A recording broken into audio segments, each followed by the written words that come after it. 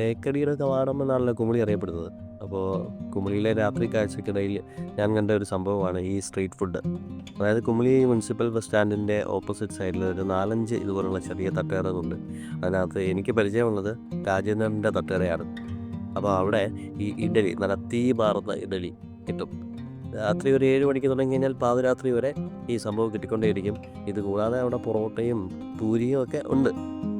എങ്കിലും എനിക്ക് പേഴ്സണലി വളരെ ടേസ്റ്റി ആയിട്ട് ഇഷ്ടപ്പെട്ടത് ഇഡലിയാണ്.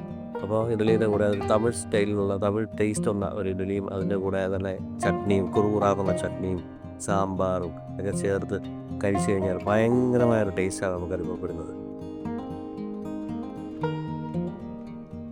അപ്പോൾ ഇത് വിദേശികളും ഒക്കെ ഇത് വന്ന് വാങ്ങിച്ച് കഴിക്കുന്നത് അവിടെ നിന്ന് കാണാൻ പറ്റും. അപ്പോൾ അതുപോലെ തന്നെ രാത്രിയിലൊക്കെ കുമളിയിൽ കൂടെ നടക്കുമ്പോൾ നമുക്ക് ഹോട്ടലുകളിൽ പോയിരുന്ന് കഴിക്കാതെ ഒരു ഓപ്പൺ എയറിൽ സ്ട്രീറ്റ് ഫുഡ് കഴിക്കണമെന്ന് തോന്നിക്കഴിഞ്ഞാൽ ഇത് പരീക്ഷിക്കാവുന്ന ഒരു ഉഗ്രൻ ഐറ്റം തന്നെയാണ്. അപ്പോൾ നമ്മൾ വന്ന് ചിലപ്പോൾ നിന്ന് പാത്രമൊക്കെ ആയിട്ട് നിന്ന് കഴിക്കേണ്ടി വരും. അതല്ലെന്നുണ്ടെങ്കിൽ ചിലപ്പോൾ അവിടെ സൈഡിൽ കസേര ഇട്ടായിരിക്കും അവിടെ നിന്നൊക്കെ കഴിക്കേണ്ടി വരും. എങ്കിലും നമുക്ക് ഇത് നല്ല ടേസ്റ്റി ആയിട്ടുള്ള ഒരു ഫുഡാണ്. അപ്പോൾ വളരെ തുച്ഛമായ വിലയേ ഉള്ളൂ. നമുക്ക് 2-3 കഴിച്ചാൽ തന്നെ ആവശ്യത്തിനായി നമുക്ക് വയറ് നിറയുകയും ചെയ്യും. അപ്പോൾ അങ്ങനെ വളരെ രസകരമായ ഒരു ആഹാര കാഴ്ചയാണിത്.